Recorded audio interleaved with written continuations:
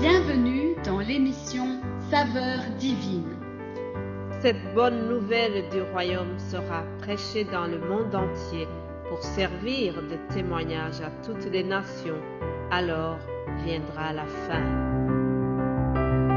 Ce pain céleste vous est présenté par Immaculée Niraneza.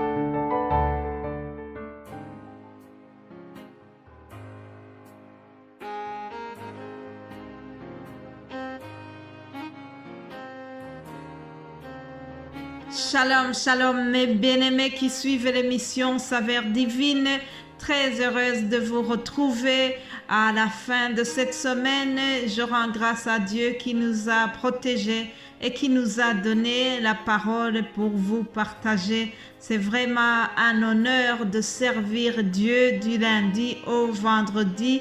Et nous sommes dans la joie, vraiment, que toute la gloire revienne à notre Seigneur. Amen. Comme vous le savez, toute la semaine ici, nous avons partagé cette parole que nous trouvons dans l'Évangile selon Jean, chapitre 6. Il s'agit d'un extrait d'une conversation que Jésus a eue avec ses apôtres au moment où il se préparait. C'était un moment qui s'approchait de la période, du moment critique de ses souffrances sur la croix. Et alors Jésus est en train de préparer ses apôtres parce que bientôt il ne sera plus parmi eux. Alors en parlant avec eux, Thomas lui demande: Seigneur, nous ne savons pas où tu vas. Parce que Thomas lui disait qu'il ne connaît pas le chemin. Alors Jésus lui dit: je suis le chemin, la vérité et la vie. Nul ne vient au Père que par moi. Voilà, c'était ça notre thème de cette semaine qui s'achève.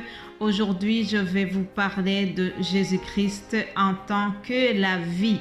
Jésus-Christ de Nazareth est la vie, pas seulement la vie que nous menons aujourd'hui, mais aussi il est la vie éternelle. Alléluia! Et pour bien comprendre cela, je vous propose d'aller dans l'Évangile selon Jean au chapitre 1er.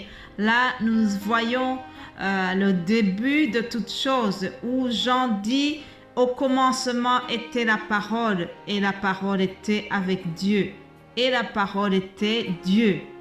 Alléluia. Alors Jean continue en disant: toutes choses ont été faites par elle et rien de ce qui a été fait n'a été fait sans elle. En elle était la vie et la vie était la lumière des hommes. Alléluia. En elle était la vie. Elle, c'est la parole et la parole, c'est Jésus-Christ. Jésus-Christ qui s'est incarné, qui est devenu chair. Elle est la parole qui s'est incarnée pour devenir chair. Et toutes choses ont été créées par elle. C'est en elle que toute chose a été créée. Donc, sachez que Jésus-Christ n'existe pas seulement le jour de sa naissance, mais il a existé bien avant, chers amis. Jésus était là dès la création du monde. Lorsque on parle de la naissance de Jésus à Bethléem, ça, c'est l'incarnation. Jésus s'incarne, Jésus devient homme, mais il existait bien avant cela. C'est pour ça que l'apôtre Jean dit: au commencement était la parole. Le commencement, c'est quoi? Le commencement, c'est le jour de la création. C'est cette histoire que nous voyons dans Genèse, dans le livre de Genèse, lorsqu'on explique le récit de la création. Alléluia. Alors l'apôtre Jean est vraiment celui qui a mieux expliqué l'identité de Jésus-Christ. C'est lui qui a bien expliqué son égalité avec Dieu le Père. C'est lui qui a expliqué mieux son identité en tant que Dieu. Jésus est supérieur à Moïse, il est supérieur à Élie, il est supérieur à Adam. Mes chers amis, sachez que Jésus-Christ Ce n'est pas un prophète, mais il est Dieu. Alléluia. Et il est la vie éternelle. Lorsqu'on dit que Jésus-Christ est la vie, cela s'explique dans les deux sens. Prenons-le dans le sens de la vie, une vie physique, une vie qui est temporelle. C'est cette vie que vous et moi nous menons maintenant. La vie dans laquelle nous sommes dès la naissance jusqu'à notre dernier souffle. Ça, c'est la vie physique. David, dans le psaume 139, au verset 16, il a écrit « Quand je n'étais qu'une masse informe, tes yeux me voyaient, et sur ton livre étaient tous inscrits les jours qui m'étaient destinés avant qu'aucun de ces jours existe. » Alléluia. Jésus-Christ nous connaît dès notre naissance. Quand je n'étais qu'une masse informe, lorsque je n'étais qu'un embryon dans le ventre de ma mère, Jésus-Christ me connaissait. Alléluia. Jésus-Christ est la vie éternelle. Alléluia. L'apôtre Jean toujours écrira dans le chapitre 3, au verset 14, il dit « Et comme Moïse élevant le serpent dans le désert, il faut de même que le Fils de l'homme soit élevé, afin que quiconque croit en lui ait la vie éternelle.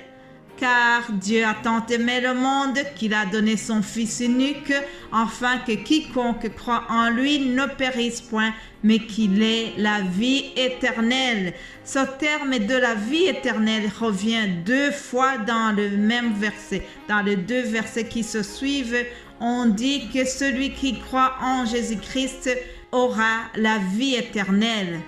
Mais au verset 14, on a évoqué Moïse qui a élevé le serpent dans le désert. Ça, c'est une prédiction voilée de la mort de Jésus sur la croix, bien-aimé de Dieu. Vous savez, l'Ancien Testament est l'ombre. L'Ancien Testament est une préfiguration de tout ce qui se passe dans le Nouveau Testament. C'est pourquoi ici, on revient à l'histoire de Moïse. Si vous lisez, je vous invite à retourner dans l'Ancien Testament, Nombre chapitre 21, 4 à 9, vous lirez cette histoire.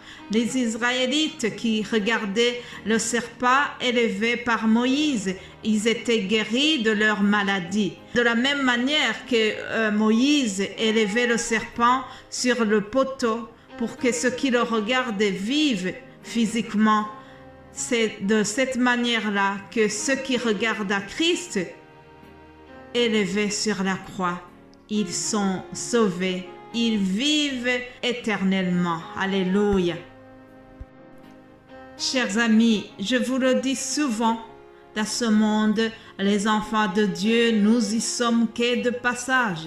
Nous sommes en transit et le point terminal de notre voyage, c'est le paradis. Alléluia. Là où Jésus nous prépare une place, là où nous vivrons éternellement avec lui. Là-bas, c'est l'existence céleste dans la gloire et la sainteté parfaite. Je vous invite vraiment à aspirer, à désirer de vivre dans cet endroit. Ici sur terre, nous ne sommes que des passagers. Pour illustrer mon propos, je vous propose de lire Philippiens chapitre 3 au verset 20. Je lis ceci. « Mais nous sommes citoyens des cieux, d'où nous attendons aussi comme sauveur le Seigneur Jésus-Christ, qui transformera le corps de notre humiliation en le rendant semblable au corps de sa gloire, par le pouvoir qu'il a de s'assujettir de toutes choses. C'est pourquoi, mes bien-aimés et très chers frères, vous qui êtes ma joie et ma couronne, demeurez ainsi fermes dans le Seigneur, mes bien-aimés. » C'est les propos de l'apôtre Paul, mais je voudrais vraiment m'approprier de ces paroles pour vous dire la même chose, pour vous dire que j'ai le même sentiment que l'apôtre Paul lorsqu'il s'adresse aux Philippiens. Mes bien-aimés et très chers frères, qui êtes ma joie. Mes bien-aimés qui écoutent la saveur divine, vous êtes ma joie, vous êtes ma couronne. Demeurez fermes dans le Seigneur. J'espère que vous allez demeurer fermes dans le Seigneur. Je voudrais terminer par un autre verset que nous trouvons dans Jean chapitre 3, 36. La parole de Dieu nous dit clairement: celui qui croit au Fils a la vie éternelle. Celui qui ne croit pas au Fils ne verra point la vie, mais la colère de Dieu demeure sur lui. Je termine en te posant cette question, cher ami, ma chère sœur qui vient d'écouter, mon cher frère qui vient d'écouter ce message. Est-ce que tu crois au Fils? Est-ce que tu crois vraiment au Seigneur Jésus-Christ et à l'œuvre de la croix? Alors, si tu crois en lui, tu auras la vie éternelle. Mais il ne suffit pas seulement de croire, mais il faut aussi mener une vie digne de la repentance, une vie de crainte de Dieu, une vie qui honore le Seigneur, ton Créateur. Je te souhaite de mener cette vie. C'est au nom de Jésus-Christ que je t'ai partagé ces paroles. Que le Saint-Esprit continue à te parler. Passez une excellente journée. Ayez un bon week-end et nous allons nous retrouver lundi par la grâce de Dieu. Alléluia. Amen.